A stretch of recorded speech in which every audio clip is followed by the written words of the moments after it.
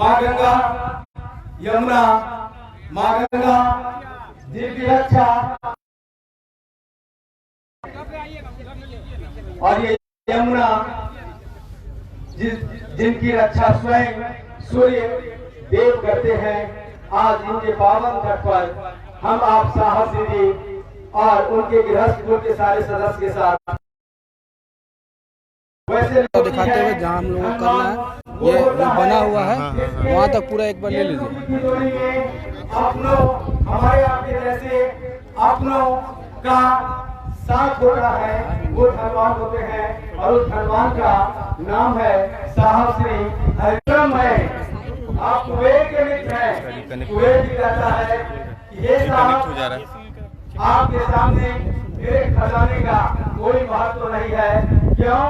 क्योंकि शिव गुरु के संग जिनका आविर्भाव धराधाम पे हुआ, हमारे आपके दिल में हुआ, आज करोड़ दिल में नील कैसा है वो देखो। हमारे आपके बीच उपस्थित है। यह आशीर्वाद की एक अनुपम बेला है, यह अनुपम क्षण है, यह अनुपम स्थली है, यह संगम की स्थली है। चलो मेरे साथ साथ चलो। है साहब से मिलन के आशीर्वाद मांगने की यह अनुपम बेला है। कार्यक्रम यहाँ आरंभ होंगे। आइए हम सभी बैठते हैं, शांति पूरे ढंग से बैठते हैं। हम आप सभी से आग्रह करेंगे, अनुरोध करेंगे, निवेदन करेंगे, जो लोग जहाँ खड़े हैं कृपया बैठ जाएं, बैठने की कोशिश करें। आप सबसे सादर अनुरोध है, निवेदन है, क्योंकि साहब देवी हमारे आपके साथ पल प्रतिपल चल रहे हैं। साहब ने कहा है कि दूसरों को और स्वयं को प्रेरित करते रहो, जहां भी रहो, जिस भी काम में व्यस्त रहो, क्योंकि हम सभी गृहस्थ हैं, लोकाचरण लोकाचार में जीते हैं, अपनी व्यवस्था में जीते हैं। लेकिन साहब ने कहा कि मन तो सदैव चलता रहता है, उस मन में इस विचार की आवृत्ति आने दो और जाने दो कि हे शिव, हे शिव, आप मेरे गुरु हैं, मैं आपका शिष्य हूँ, मुझ शिष्य पर दया नहीं करिएगा सरकार। लिखा है ना साहब ने पहला सूत्र कि कहिए कि आप मेरे गुरु हैं। हाँ, आप मेरे गुरु हैं।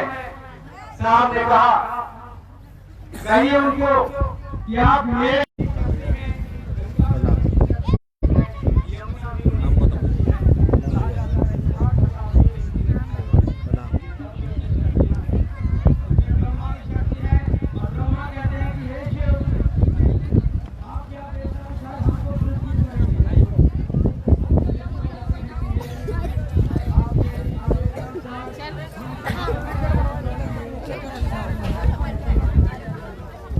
ये लोग पहले से नाव पर बैठा हुआ है। हाँ, वो अपना बुकिंग किया होगा।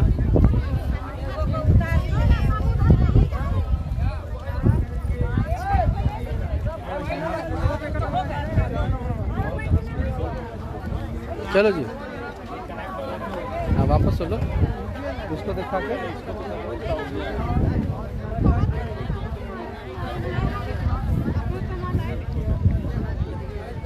वाह अनु हो जाएगा।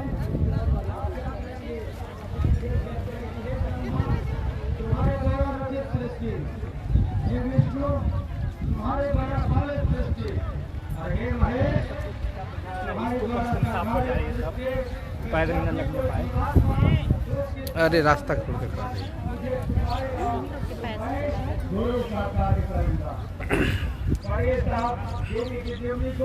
आपको पता चलेगा दुख के दलदल में, आध्यात्म की खोज में, परमात्मा की खोज में यह जीवन क्या है, यह रहस्य क्या है, यह धराधाम पर आना जाना क्या है। इस रहस्य के उद्घाटन के लिए आए हैं। अब हम चाहेंगे कि अपनी हाजिरी का व्यक्ति हमारे लिए आए। हाँ बोला।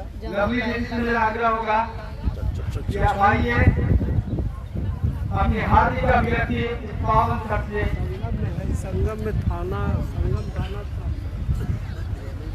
लवली दीदी जो हमारे साहब दीदी की पुत्री है,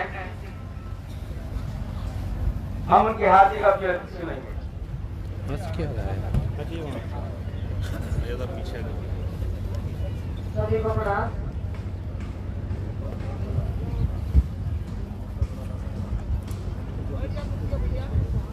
आप किसी के बने रहिए, यही कहना है। हम सभी उनके बने रहें। कहने को तो बहुत सारी बातें हैं, तो फिर कभी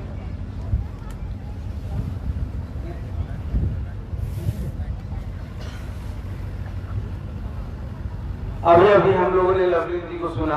अब हम आग्रह करेंगे मंडल सर जी से, प्रोफेसर रामेश्वर मंडल जी, जिनको हम आप जानते हैं मंडल सर के नाम से। ये बड़े ही लंबे समय के यात्री हैं इस पथ के साहब दीदी के द्वारा। आपकी दीदी, हमारी माँ, सबों की माँ दीदी नीलम आनंद की भी अस्थियां यही प्रवाहित हुई थी आज से 17 साल पहले।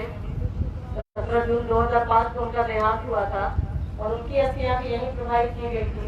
आज साहब की भी अस्थियों को, अपने पिता, हमारे पिता की भी अस्थियों को लेकर हम आप सभी यहाँ आए हैं। मैंने सोचा कि बता दूं आप लोगों को ये दोनों। महादेव महादेव। आइए मंडल सर से उनकी हार्दिक अभिव्यक्ति सुनते हैं। पीछे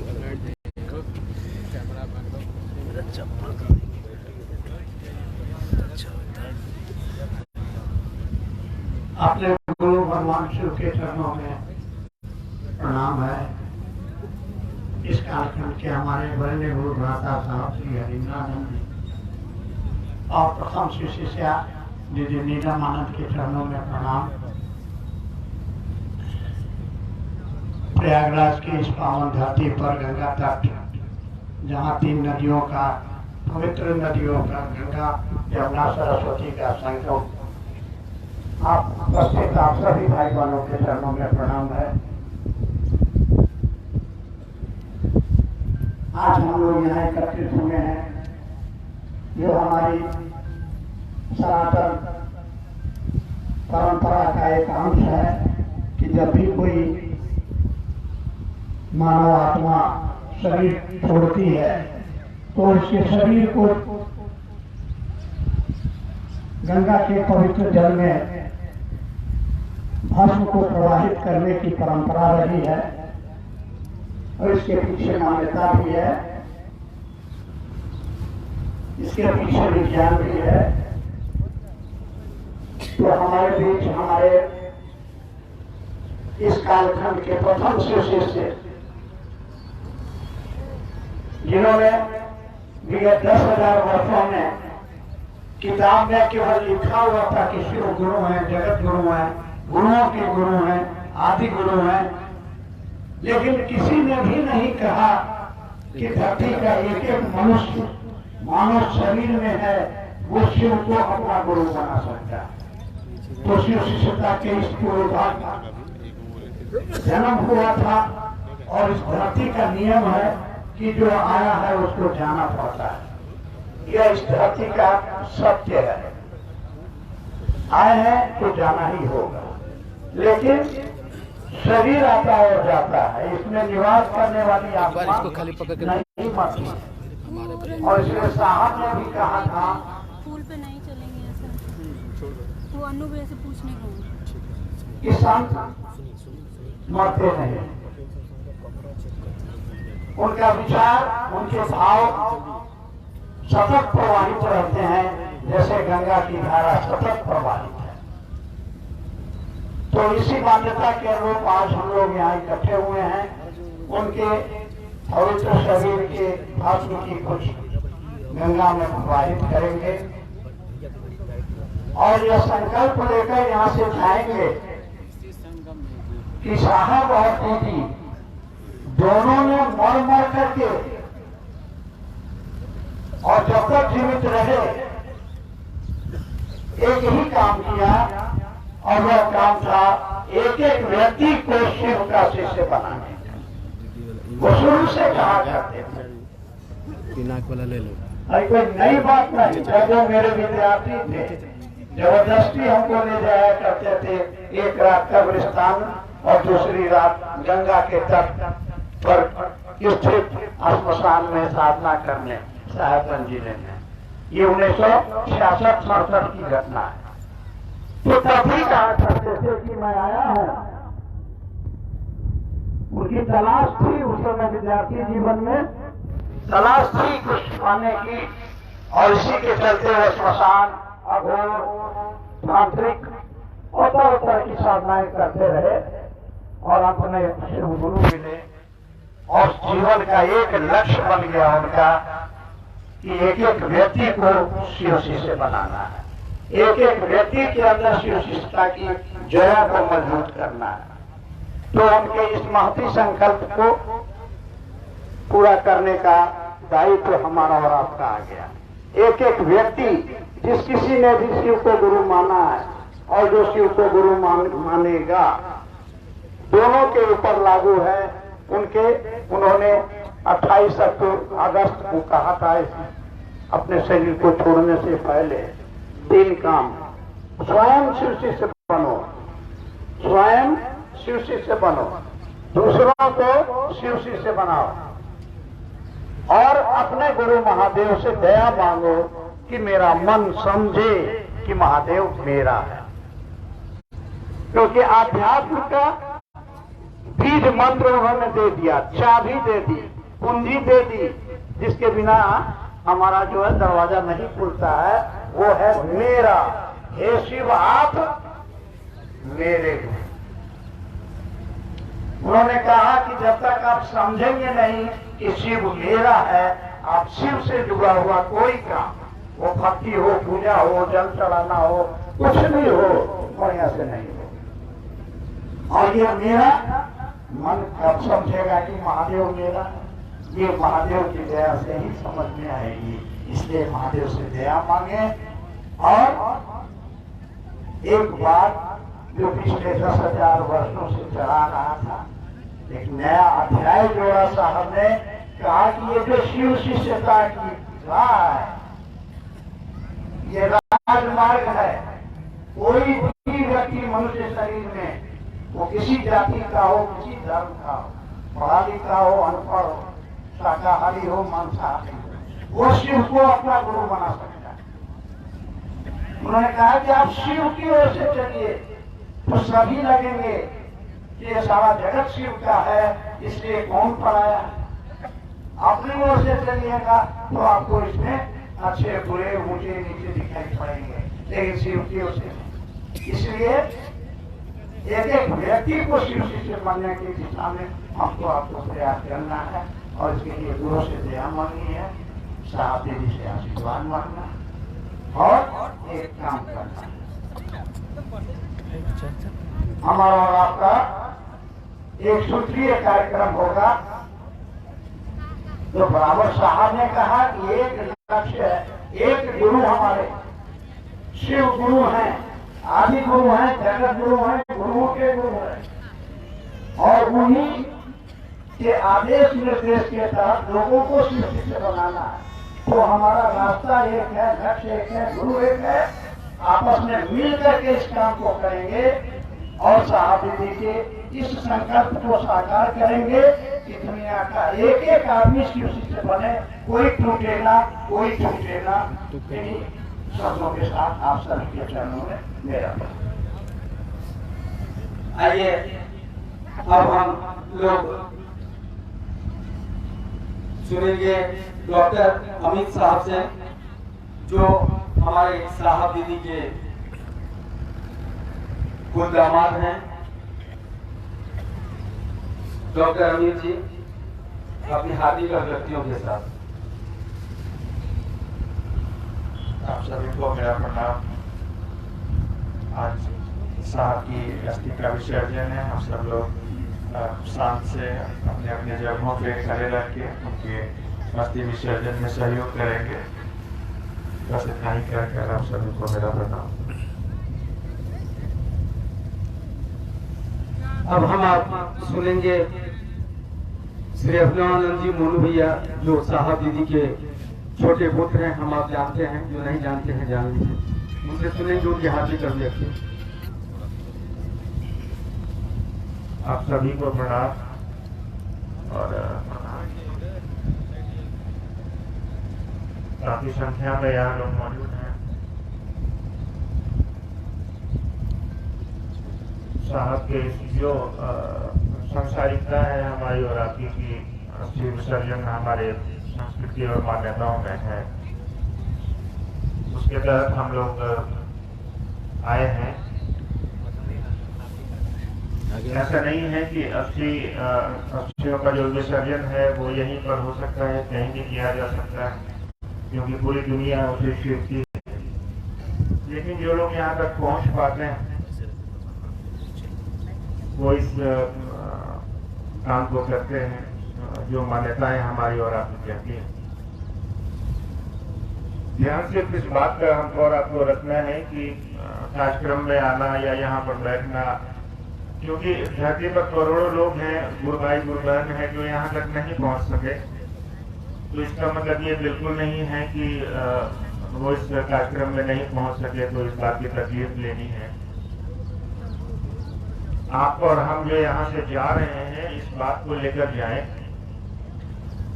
कि साहब की सिर्फ है, उनकी जो विचारधारा है कि शिव पूरी दुनिया के गुरु होते हैं, ये कभी नहीं करे, इसका विसर्जन कभी नहीं होना चाहिए। सचमुच में अगर अस्थियों का विसर्जन हम और आप कर रहे हैं तो इस बात को यहाँ से साथ लेकर जाए कि जब तक जिंदा रहेंगे लोगों को अपने गुरु शिव से जोड़। मेरे गुरु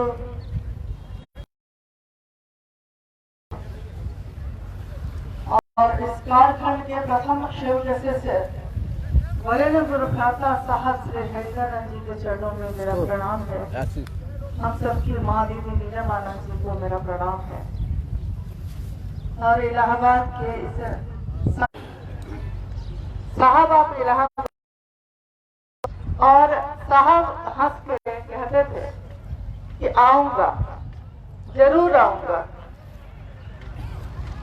मेरी अनुभूति है कि आज तक साहब ने जो कहा है वो पूरा जरूर हुआ है।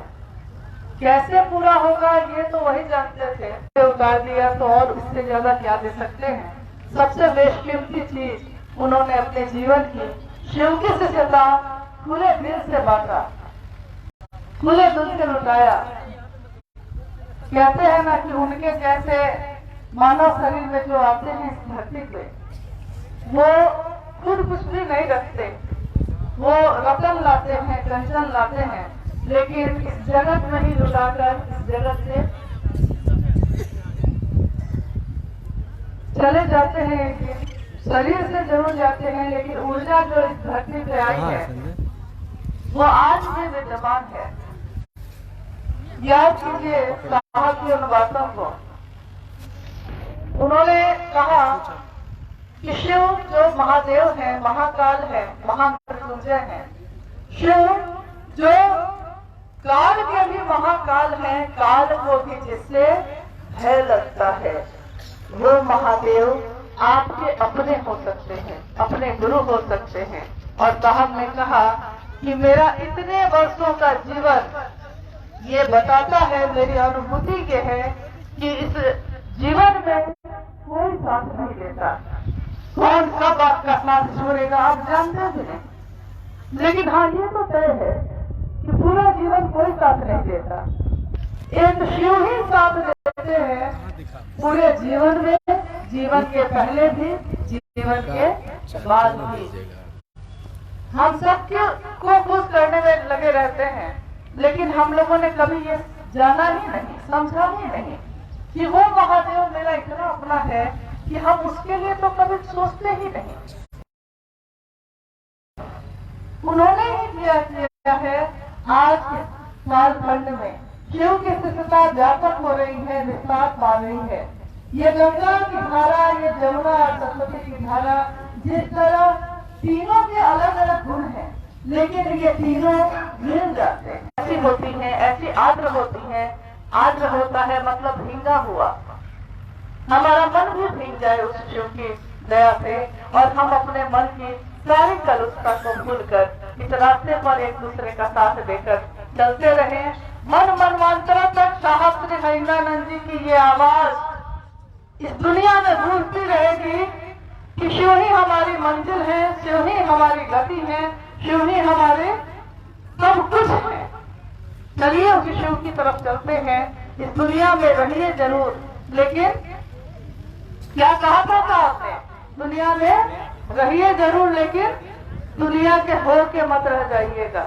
उस शिव के होइए, सबके साथ रहिए, सबके साथ चलिए, लेकिन मन में उस शिव के सिवा कुछ और न हो ऐसी कामना करिए। क्योंकि अगर मन में शिव हो तो फिर न तो उससे दुख का असर होता है, न तो सुख का असर होता है। मन हमेशा आनंद में होता है और वो शिव आनंद की मूर्ति है। वो विश्व मूर्ति, वो विश्व गुरु मेरा आपका गुरु है और लोगों का हो जाए, इसकी कोशिश हम सब मिलकर करें। आइए हम सब उस रास्ते पे एक साथ एक दूसरे का साथ दें, अपने साहब के साथ चले, अपनी दीदी के साथ चले और उस रास्ते पे ऐसा चले कि जिधर से भी आप गुजर जाइए वो रास्ता शिव तिस्ता के फूलों की सुगंध से भर जाए।